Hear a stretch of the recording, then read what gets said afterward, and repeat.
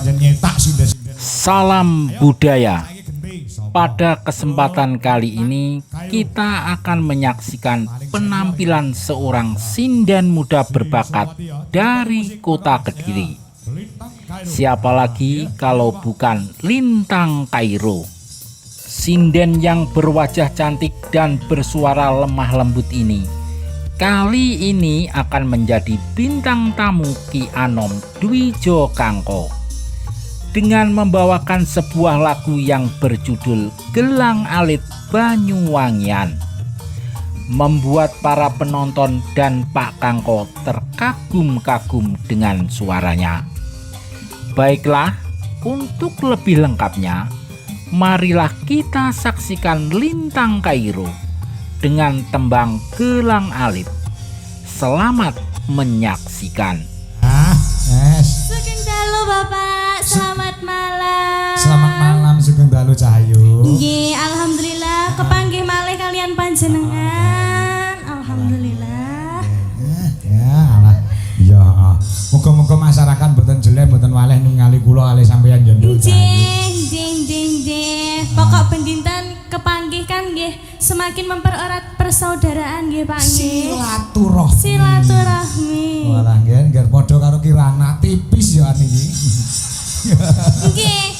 Mbok mamseng muka kaya ibu-ibu waragana niku lak mame kata sanget to niki. Ah, lah nggih lah niku wau pun telas burini niku wau pun telas kotak 5 niku wau telas. Nah nggih. Ki bengi iki pokoke sing tak ajar Kirana, Kimora karo Kairo. Nah, pas kakak nggih Pak nggih. 3 kakak. 3K pakai inisial K semua. Ndelalah kok dalake jenenge ya Kakangko ya. Kangko, Kimora, Kirana, Kairo. Ah, sensip. Kula nggih wonten dalang cilik nika. Sapa? Adik kula. Sinten? Mirza Kairo nggih. Kairo. Enak tambah sing nyelentem jenenge Kabul. Kabul. Guyu rasa noleh, guyu rasa. Lah ya. Mringi suntune sak genteng-genteng. Lah iya dedel. Pokoke bengi iki sinden-sindenku merdeka sekali. Nggih, luar biasa. Kula remen sangat loh Bapak ngeten iki. Remen seneng perkara apa Nduk Cahayu? Suka ada yang meneruskan budaya Jawa. Betul. Semakin bertambah hari semakin bertambah bibit-bibit unggul nggih Bapak nggih. Alhamdulillah. Dan dari kota Kediri semua alhamdulillah membawa nama baik Kediri, adik Kimora, adik Kirana. Pinter-pinter.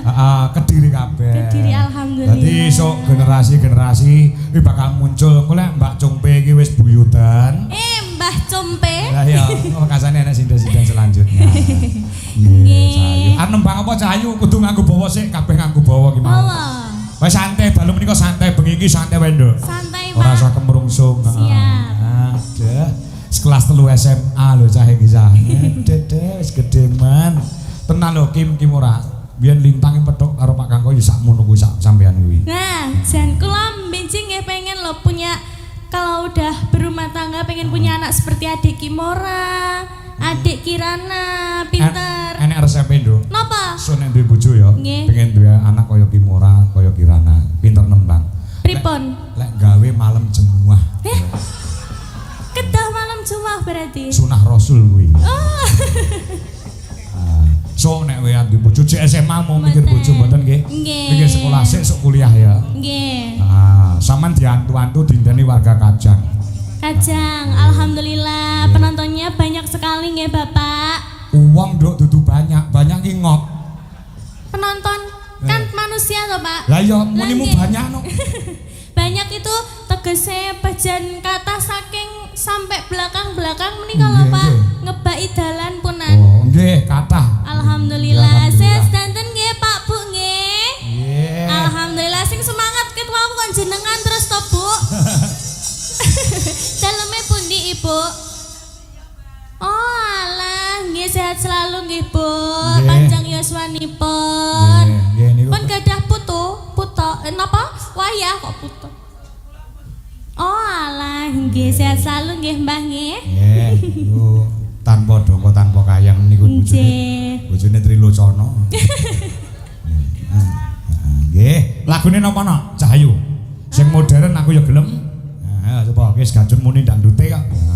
Anu Ning nggih. dibawa dhisik. Nggih. Apa?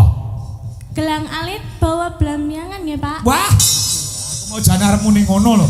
Banyuwangen aku mesti nyonto-nyonto. Jodoh lintang nek rumasaku kaya atiku kaya padha karo lintang ya. Sehati to kita, Pak.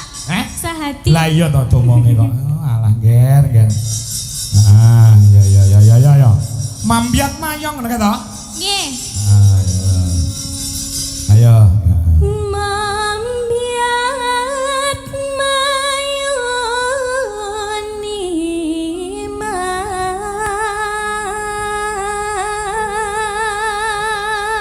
Iki yo luar biasa, kanca-kanca tepuk tangan semua buat Terima Lintang kasih Kairo. matur sembah nuwun. Pejan iki wonten Nanang Kosim to tibake. Nanang Kosim iki sapa? Mas Nanang. Nanang Mas Nanang niku lho. Oh, Nanang BCK nih. Nggih, BCX. BCE.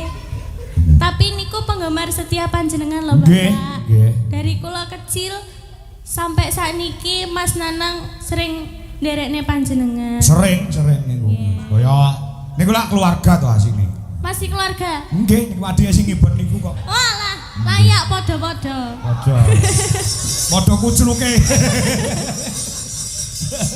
Ya.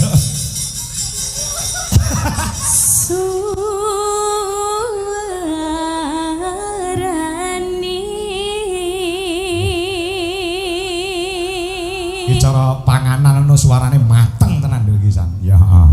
Terus yo. Gandeng bala biangan.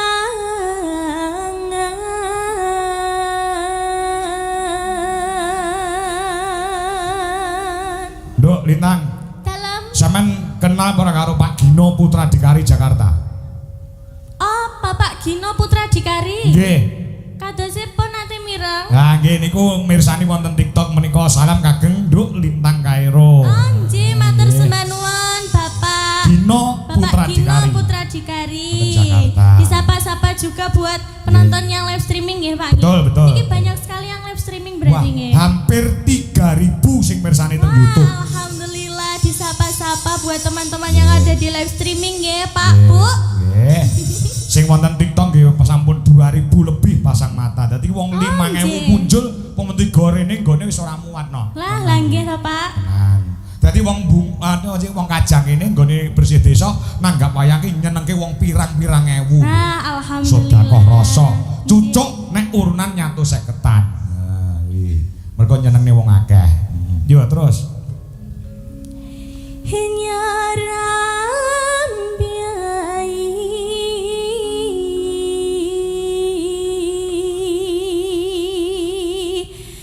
no swan toro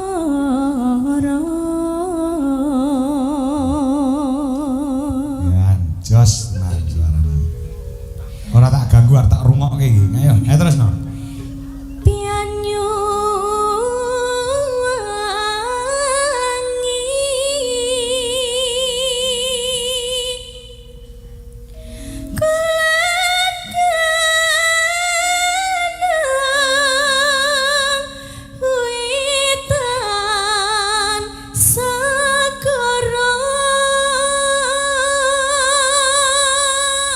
Nduk, angger krungu suaramu sing nonton bapak-bapak ning kono lek ngrokok malah copopat.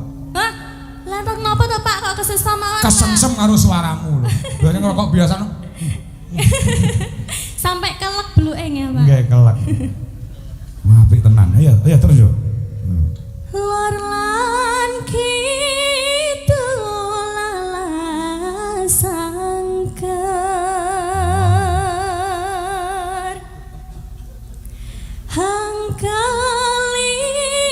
hangkaliat liat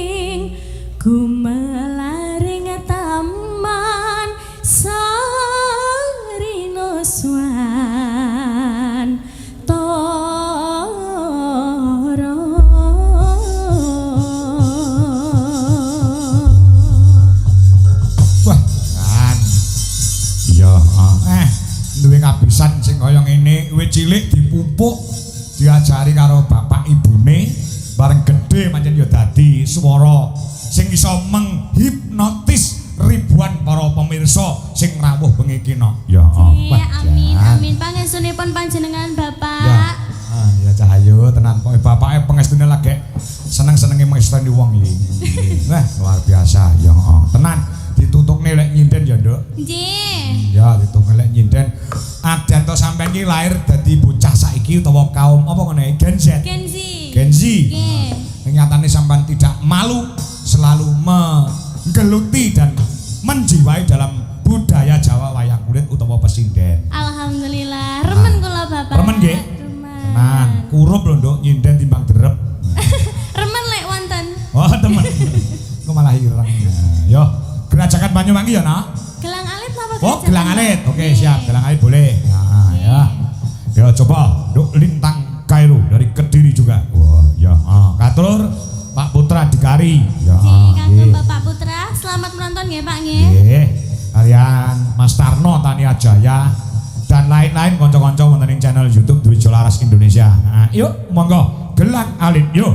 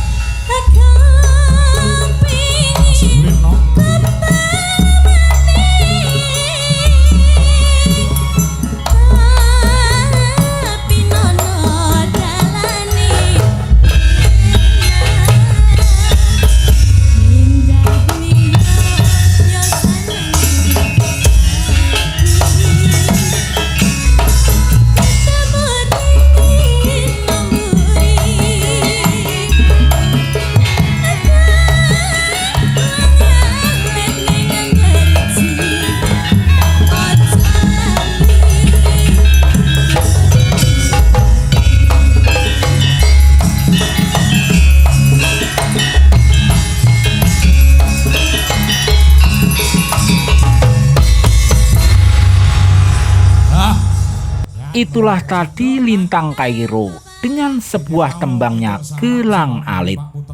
Bagaimana menurut sahabat budaya dengan penampilan Lintang Kairo kali ini? Silahkan tuliskan komentar Anda di kolom komentar kami.